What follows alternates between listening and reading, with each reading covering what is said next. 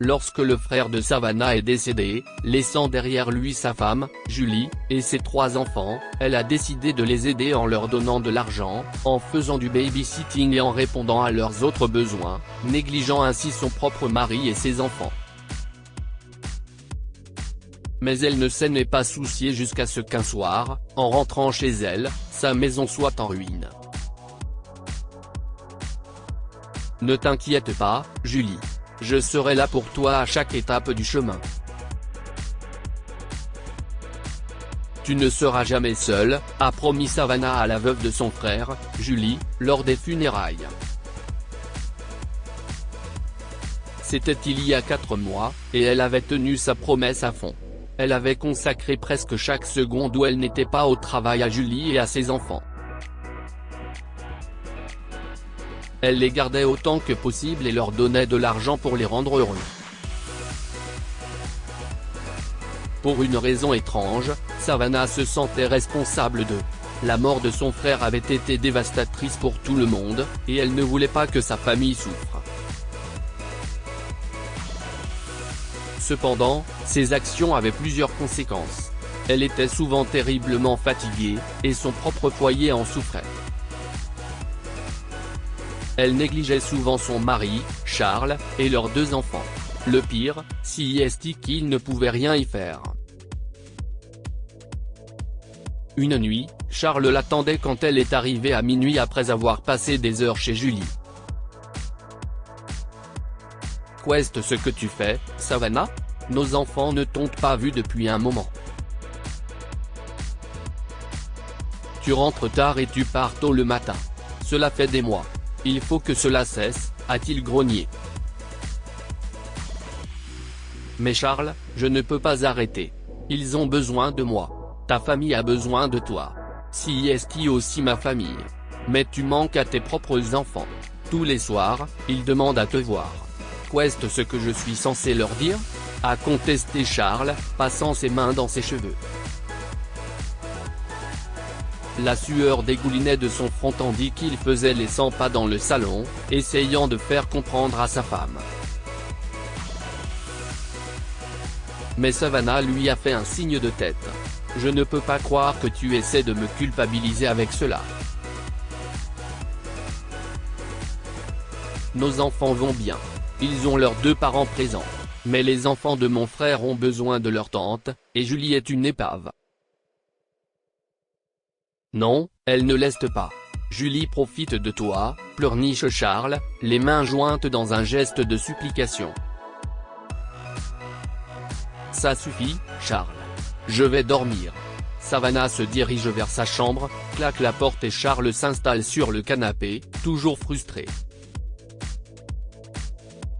Elle n'écoutait pas, et ses priorités étaient ailleurs. Mais Charles savait que Julie n'avait pas besoin de Savannah à ce point.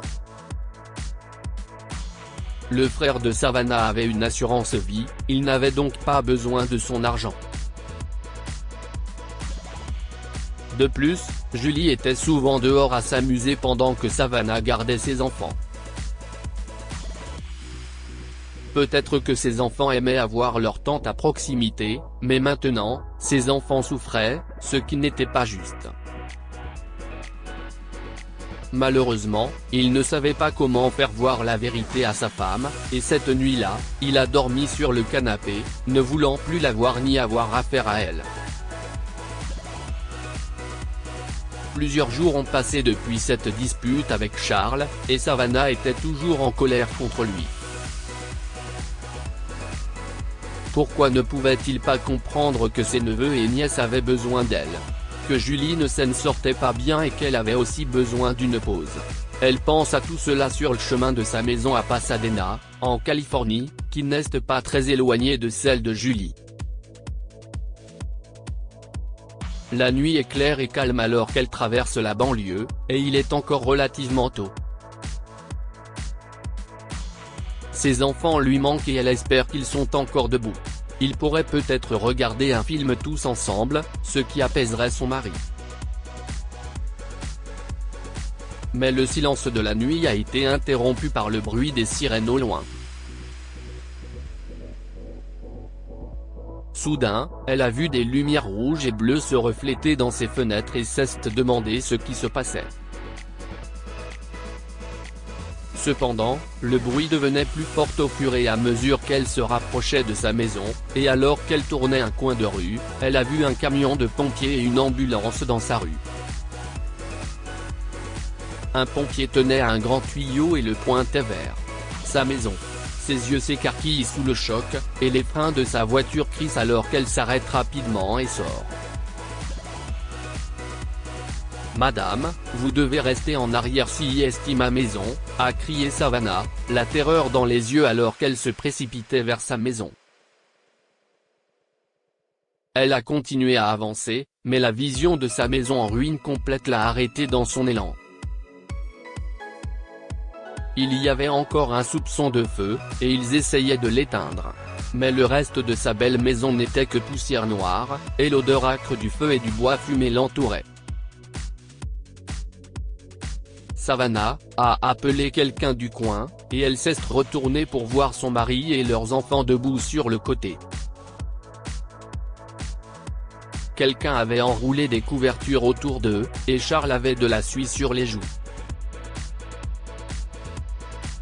Elle a couru vers eux, serrant son mari dans ses bras et s'agenouillant auprès de ses enfants. « Est-ce que tout le monde va bien ?» a-t-elle demandé frénétiquement, en touchant leur visage et en les embrassant à plusieurs reprises. « Nous allons bien », a répondu Charles, et leurs enfants ont hoché la tête. Que s'est-il passé? Elle s'est levée et a regardé directement son mari. J'ai branché le mixeur et soudain, des étincelles ont jailli. Elles se sont accrochées au rideau de la cuisine, et ça s'est répandu comme une traînée de poudre. C'était incroyable. Mais j'ai juste couru vers les enfants et je les ai fait sortir au lieu d'essayer de remettre ça à plus tard, a dit Charles, le visage pâle de honte. Savannah l'a enlacé une fois de plus. Ne t'inquiète pas. Ne t'inquiète pas. Tu as fait ce qu'il fallait. Tout ce qui compte, si est que vous alliez tous bien. La maison n'a pas d'importance, a-t-elle scandé et elle a rapproché ses enfants pour qu'ils soient tous ensemble. Après quelques minutes supplémentaires, les pompiers leur ont dit qu'il avait éteint le feu et leur ont suggéré d'aller ailleurs. Naturellement, Savannah a appelé Julie pour lui demander refuge. Mais elle n'a jamais imaginé la réponse de sa belle-sœur. « Je suis désolée, Savannah. Nous n'avons tout simplement pas la place », a-t-elle répondu, même après avoir entendu qu'il était littéralement sans abri. Savannah savait que c'était un mensonge, car la maison de son frère était immense. Mais Julie, nous n'avons nulle part où aller, dit Savannah, la confusion colorant son ton. Je suis désolé. Écoute, il est tard.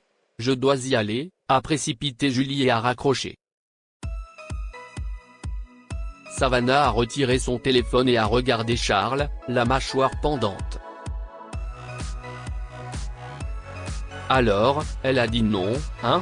A plaisanté Charles, et elle a hoché la tête. Heureusement, leurs voisins leur ont offert un abri et de la nourriture pour la nuit, et ils n'auraient pas pu être plus reconnaissants. Quelques jours plus tard, ils ont trouvé un appartement à louer. Julie n'a jamais appelé pour prendre de leurs nouvelles. Elle s'en fichait, et même si Savannah était confuse, Charles savait que cela arriverait.